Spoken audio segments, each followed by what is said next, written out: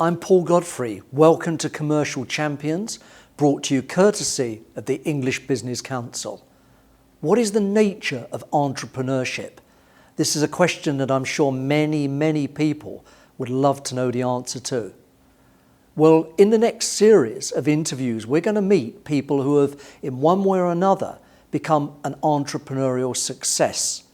They're all people who share what I best call a certain factor X.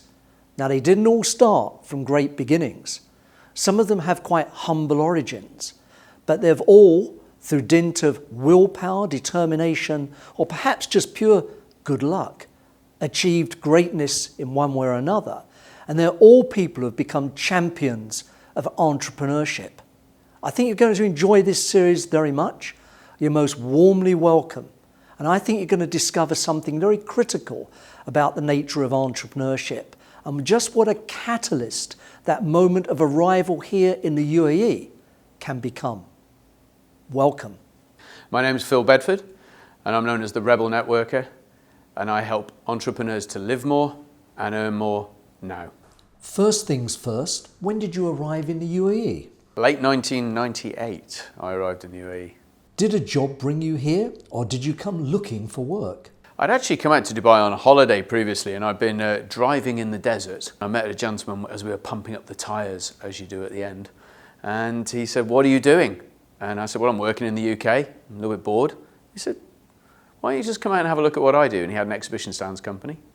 So I had a look around the company and went home at the end of my holiday. And a couple of weeks later, he chased me up and said, "You know what, fancy a job?" So that's kind of what brought me out.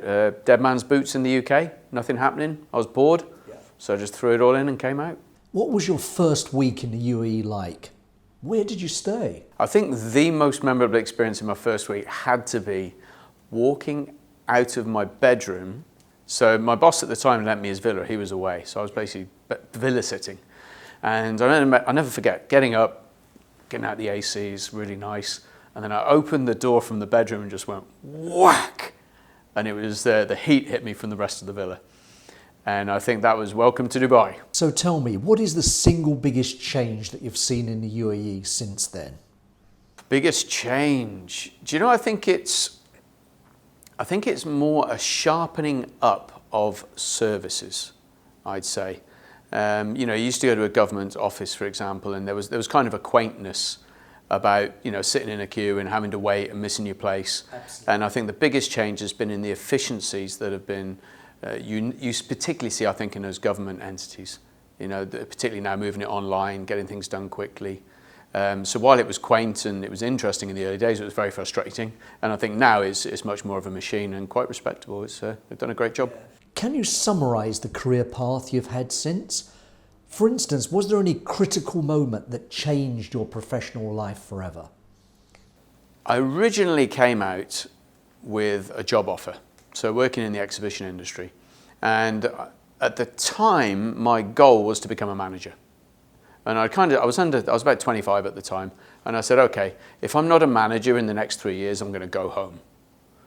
And my first pivotal experience was realizing that the wage I'd accepted wasn't actually a lot of money.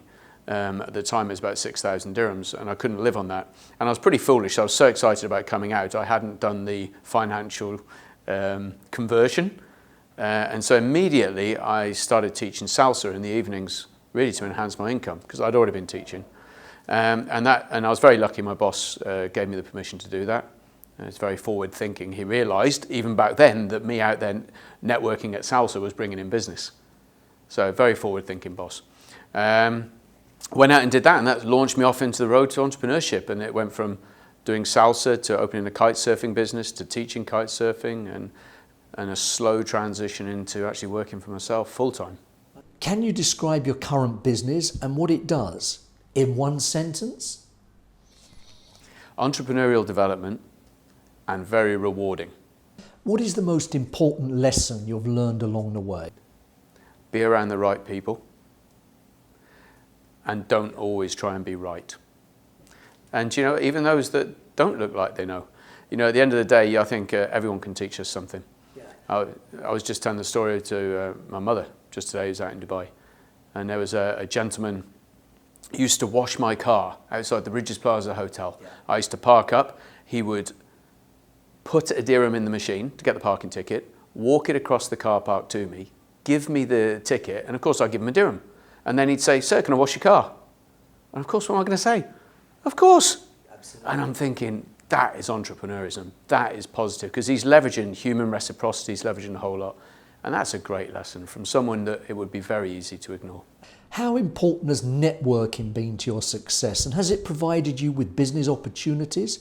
Can you tell us about your interaction with different groups and organisations here in the UAE? Every opportunity I've ever had has come through somebody I've been around. And while that might sound like a cliche, it's absolutely the case. But the secret, of course, I learned long ago is it's not a secret. Nothing's going to happen if you're sitting at home in your cave.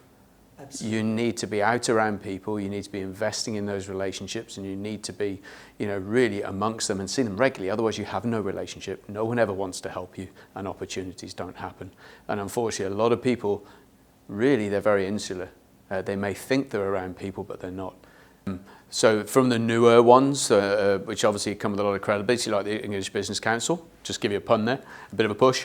To the BBG, been around for years and years, to other ones like the BNI, and ones that people wouldn't think about, like my salsa community. Absolutely. Yeah, and this is the thing, I don't think a lot of people recognise that so many communities here aren't what you'd consider as networks.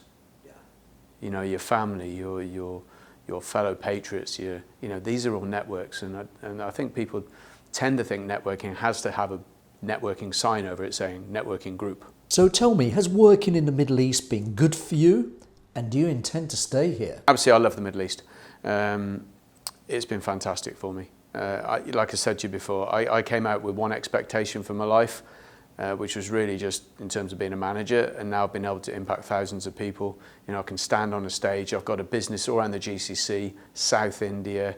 I've spoken in 10 countries around the world. I've got a TV show. So I never expected to be where I am today. So that I have to put down to, this region really, and taking the risk to be here in the early days. Do I intend to stay here? Certainly for the foreseeable future. I think there's still a lot of exciting things happening.